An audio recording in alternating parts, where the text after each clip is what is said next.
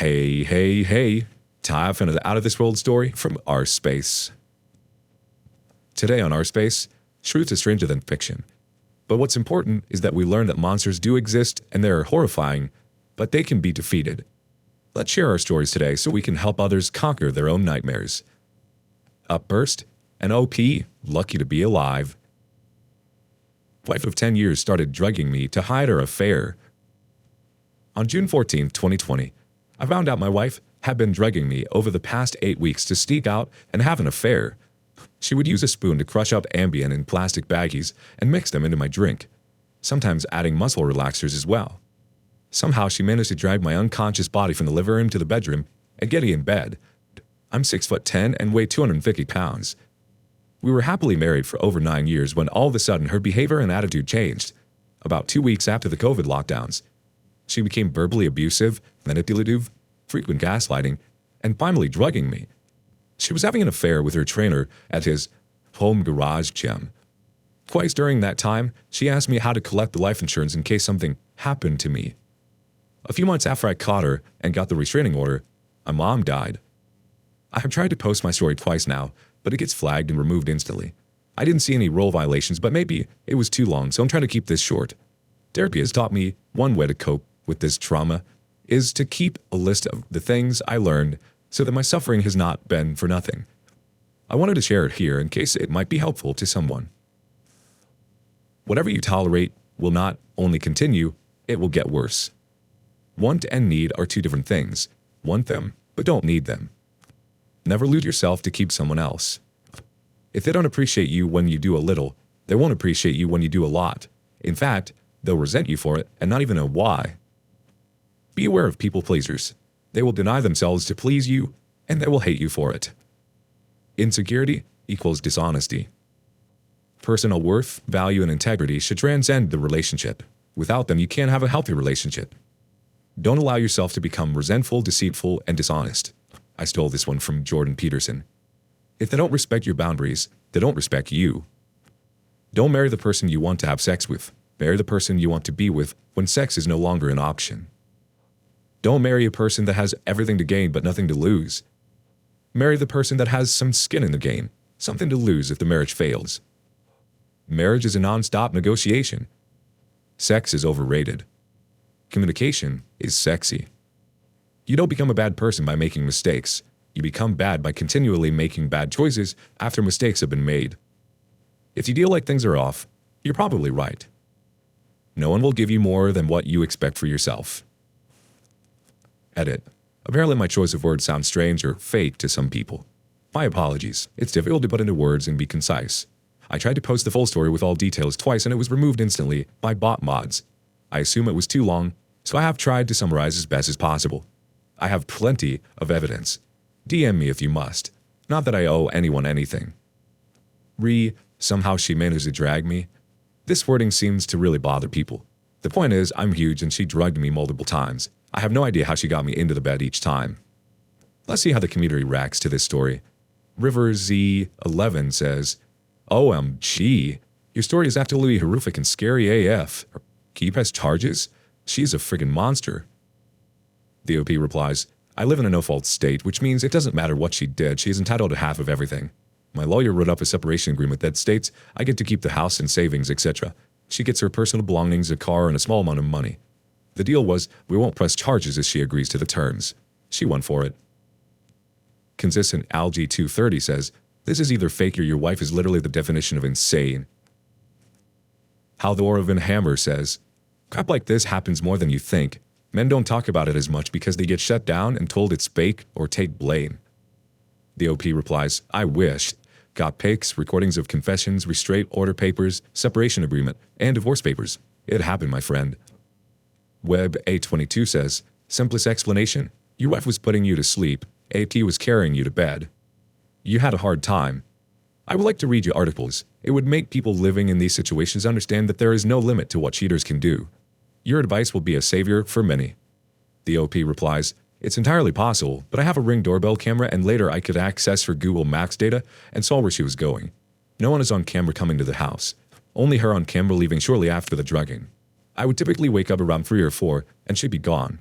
I would call her and she would make up something, like she just driving around or had trouble sleeping.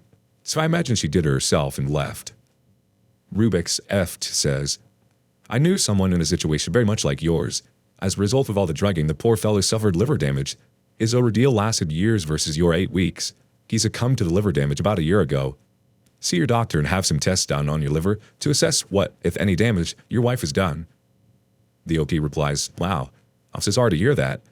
I had seen a doctor during the ordeal and several times after. My physical and mental health were a wreck. I had high blood pressure, stress, panic attacks, low testosterone levels, heart palpitations, etc. Since then, I have adopted a strict gym and food diet routine, and almost all of my health issues have cleared up. I'm lucky it was a short time and not over several years. I'm sorry again to hear about your friend. This literally sounds like a nightmare, and I'm so sorry to hear about your mother. I'm curious what you said to her once you found her drugging you, and for her to even ask you how to collect life insurance if anything were to happen to you. My God. That's beyond evil. I'm sorry, OP. I'm glad you came out of that alive. Your suffering has most definitely not been for nothing. Thank you for sharing your story and all the wisdom you have learned. Hopefully, this helps give courage to those who are experiencing the same thing. Wishing you all the best, OP. I'm happy you're still with us. Do you have a similar story? Let us know in the comments below. Next up, a cheater you don't want to bring home to your family. Went through my boyfriend's phone and sure enough, I can't explain why I did it. There was no evidence to suggest he might be cheating. He's always been the sweetest boyfriend to me. Kind, caring, loving. He did everything for me, and we spent pretty much all our free time together. I thought he was the best guy I could ever have. I just had a really bad feeling, like a sinking pit in my stomach, and it wouldn't leave my mind. Well, today I went to his phone and found everything I needed to see. As it turns out, he has a secret account on almost every social media, where he follows half-naked girls and occasionally comments on their posts and replies to their stories. He also has an OnlyFans, where he pays to see women shake their butt, all while telling me he's broke and asking me to buy him stuff. Well, apparently, he has enough money to be doing that crap. But the cherry on top, he has accounts on Tinder and some other hookup websites. I wasn't able to enter those accounts and see if he actually did anything with anyone, but just the fact they exist tells me all I didn't know. I left in my mom's house. I was going to visit her today anyway, so he doesn't suspect that I know. Mostly I feel numb. Just a sinking pit in my stomach, and every time I think about what I saw, it gets deeper. I can't cry, eat, or sleep. I go from being angry at him to missing him to hoping it's all just a bad dream. 3 years down the drain just like that, because someone couldn't keep it in his pants. I'm going to confront him tomorrow and try to get the full story. However, I'm 90% sure I will break up with him regardless of what he says. I just want to frickin' disappear. Update. A few people asked for an update, so here it is. Big thank you for everyone who commented and offered advice, even if I didn't reply to you. So I was just going to break up with him over text and ignore whatever he has to say. However, since this morning, he picked up the vibes and straight up asked me, "Are you going to break up with me?" I guess his guilty consciousness sensed something. I replied, "Yeah," and he started spamming me with texts begging to explain everything. Then he came over to my place. I decided to just hear him out. We had a long conversation. I'm not going to lie, it got pretty emotional. I yelled at him and teared up a couple of times, but basically he said what you guys told me he would say.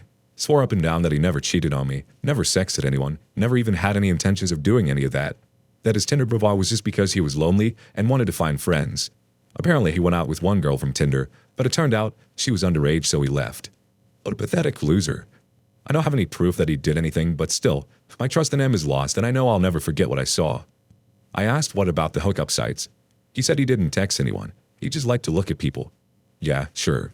As if I'll believe that BS. And the OnlyFans? Well, apparently, he only followed free accounts and never paid for anything. Again, I don't see any reason to believe that. He deleted his porn accounts in front of me, unfollowed and blocked all the girls from his Instagram, and swore that he'll find a therapist to deal with his porn addiction. I said good, but we are over, and said to stop contacting me. In the next few days, I will ask my mom to come with me to his apartment and get all my stuff. Despite everything, I'm glad we had this conversation. He deserves to know what a pathetic fool he is and why I'm dumping his butt. And I feel better now that I know everything and we are over for sure. Plus, yelling at him was kind of cathartic. Now my heart feels less heavy. Thank you guys for the support. Update. My family cried when I told them I left my cheating ex. So I live with my mom and my little brother who's 9. I absolutely love them to bits. In fact, they're my main rock through this whole situation. When I told them about the breakup, At first, they didn't believe it. My whole family always thought my ex was the perfect guy for me and that we would get married one day. But after the initial shock, they were really supportive, especially my brother. He offered such good and thoughtful advice I never thought I would hear from a 9-year-old. They've been hanging out with me and keeping me distracted this whole time. But I know they both really love my ex, too. My mom always invites him over, makes him meals, and treats him like our own son.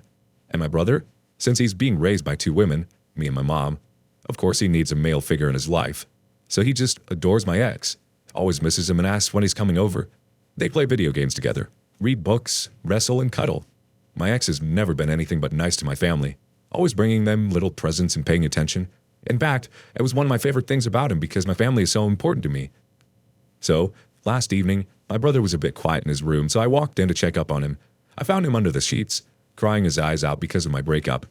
All day he's been supporting me and keeping me company, but broke down while I wasn't watching.